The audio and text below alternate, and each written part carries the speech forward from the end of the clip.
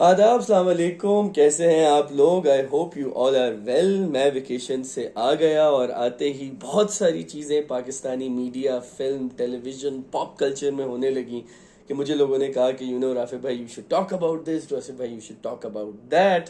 मैं जैसे अपने अपने रिदम में आया, अपने सुर में आया, तो मैंने ये देखा कि दो इंपॉर्टेंट चीज़ें हैं जिसके बारे में मैं आपसे बात करूंगा। Yes, there will be Coke Studio updates and later video logs. I have all of it with मी।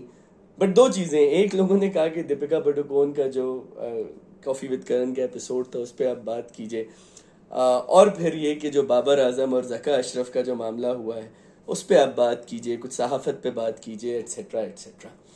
दोनों बड़ी इंटरेस्टिंग लव स्टोरीज हैं, बाबर आजम और जका अशरफ और दीपिका पादुकोण और रणवीर सिंह।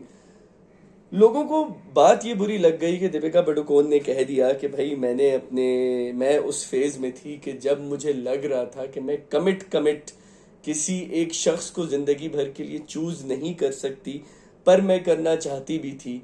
तो अगर मैं दूसरे मर्दों के साथ मैंने कोई रिश्ता जोड़ा, लेकिन फिर भी मैं वापस लौटा तो मेरे पास आया।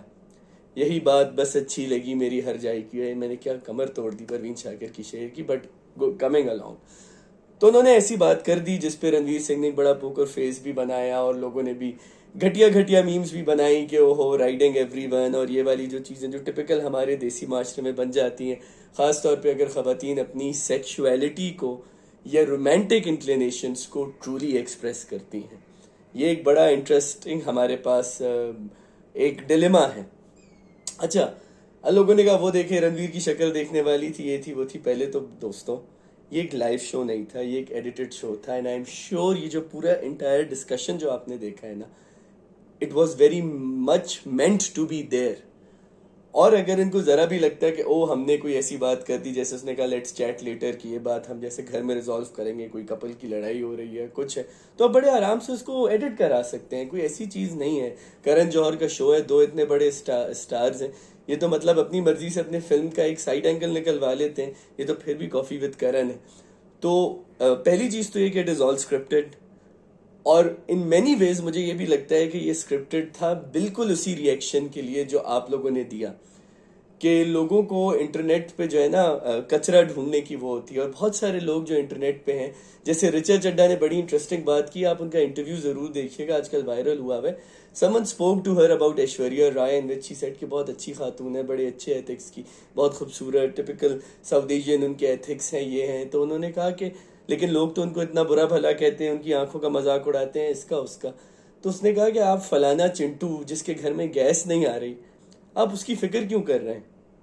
Because that person has nothing to do, that person is channeling his or her anger out on her। और ये एक बड़ी इंपॉर्टेंट बात है।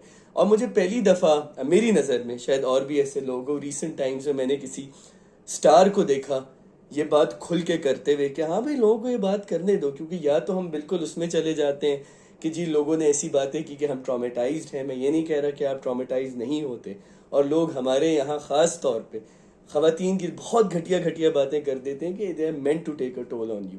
But I really like the courage with which Richa Chadha explained everything, कि यार देखो ये जो लोग हैं ना, इनकी अपनी जिंदगी में इतनी फ्रस्ट्रेशन है कि वो आप पे निकालते हैं। This is also a cathartic experience, और कभी हम तफसील से बात करेंगे कि कैथारसिस का जो प्रोसेस है, how does it actually work, and how does it work two ways, कैसे है ड्रामे के वक्त कैसे काम करता है। जब आप सेलिब्रिटीज को देखते हैं तो ऑडियंस सेलिब्रिटीज को कंज्यूम कैसे करती है।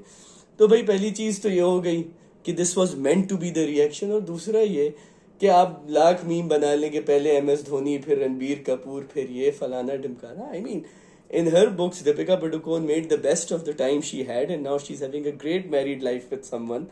और अगर उनके शौहर को कोई प्रॉब्लम नहीं है तो आपको ये प्रॉब्लम क्यों है?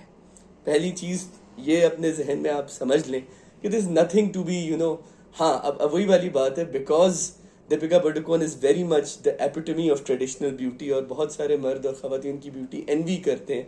तो मुझे लगता है कि बहुत सारा जो क्रिटिसिज्म आ रहा है जो बेबुनियाद है, वो एक बुरी जगह से भी आ रहा है। खूबसूरत लोग हैं, अच्छे लोग हैं, इनकी एक्टिंग पे तनकीद कीजिए, सब चीज़ों पे तनकीद कीजिए।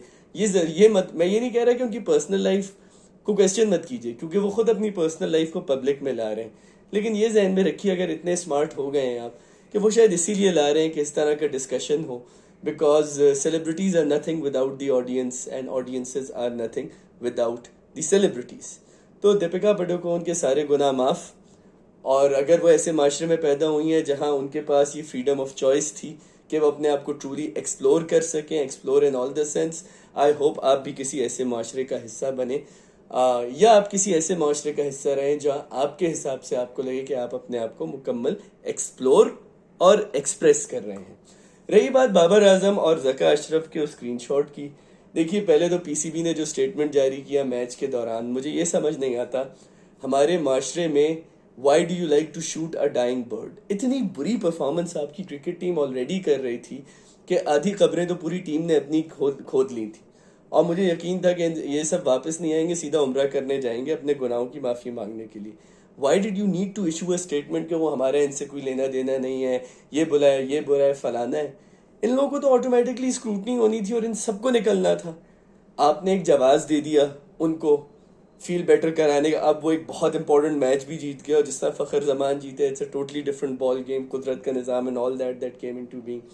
अच्छा, इंटरेस्टिंग चीज़ ये है कि हमारे यहाँ ये इमरान खान के वक्त भी हुआ, हमारे सोशो पॉलिटिकल लैंडस्केप पे एक आदमी ने इतनी बुरी हुकूमत चलाई, मतलब वो अपनी गलतियों से 1.25 साल 1.5 साल की उसकी हुकूमत रह गई थी, आप चलने देते उसको, और वो it would have died in his own death, और कोई सेकंड रजीम नहीं मिलता। लेकिन आपने कहा नहीं नहीं नहीं, हम इस मरे हुए को और मारते हैं, और उस 1.25 साल 1.5 साल की हुकूमत के लिए मुल्क को अपने मजीद तबाह किया, जो वो कर चुके थे उसकी कंटिन्यूएशन में। और अब हम एक नए तमाशे का वेट कर रहे हैं कि ये कब अनफोल्ड होगा।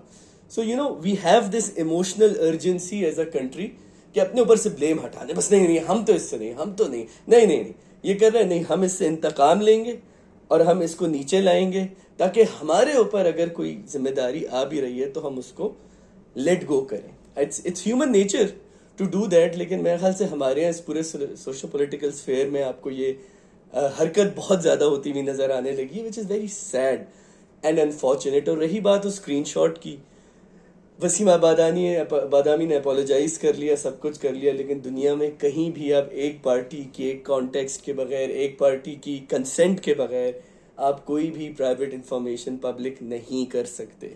That is not just bad journalism, that's shallow journalism, that's not even journalism.